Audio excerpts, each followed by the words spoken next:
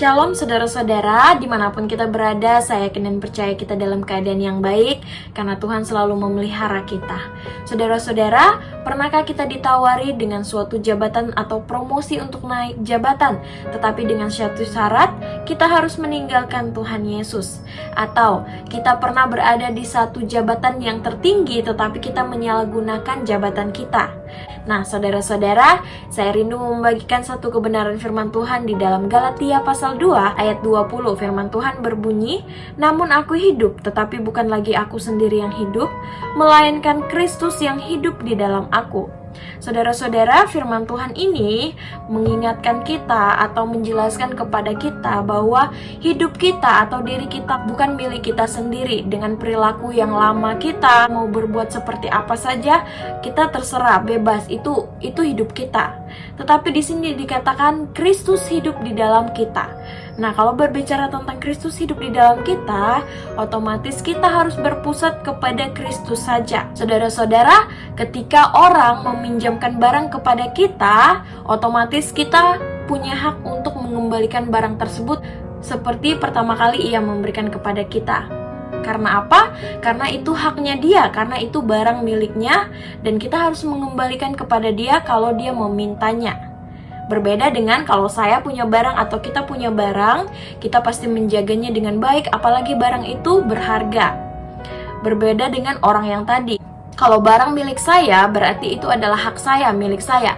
Terserah saya mau pakai untuk apa, saya mau berbuat apa di barang tersebut, itu milik saya, itu hak saya. Tetapi milik orang yang tadi, otomatis dia punya hak untuk barang tersebut. Nah, demikian juga dengan kehidupan kita. Tuhan berhak atas kehidupan kita, karena hidup kita ini bukan milik kita lagi, tetapi hidup kita ini adalah milik Kristus.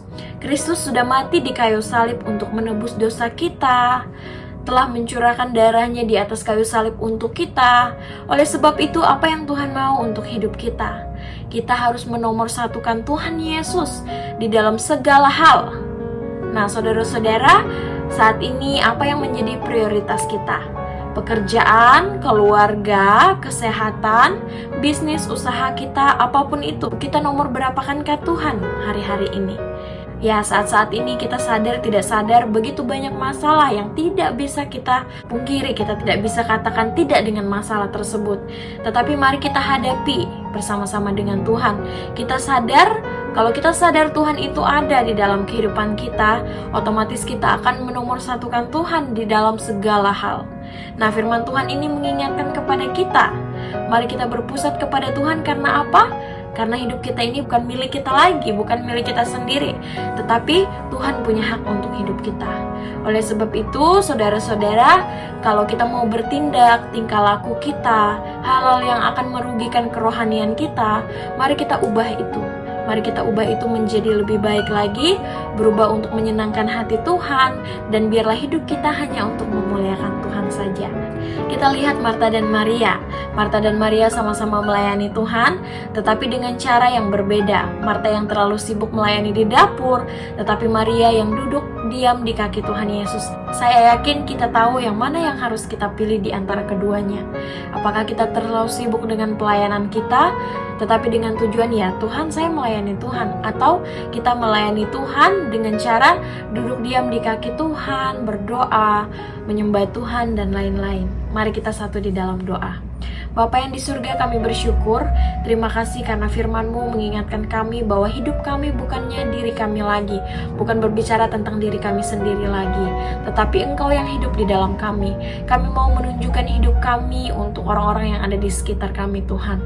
Tuhan, memberkati kami semua yang sudah menyaksikan video ini, keluarga kami, bisnis kami, pekerjaan kami. Mari Tuhan berkati semua, biarlah semua yang kami lakukan hanya untuk hormat kemuliaan bagi nama Tuhan. Di dalam nama Tuhan Yesus, haleluya, amin.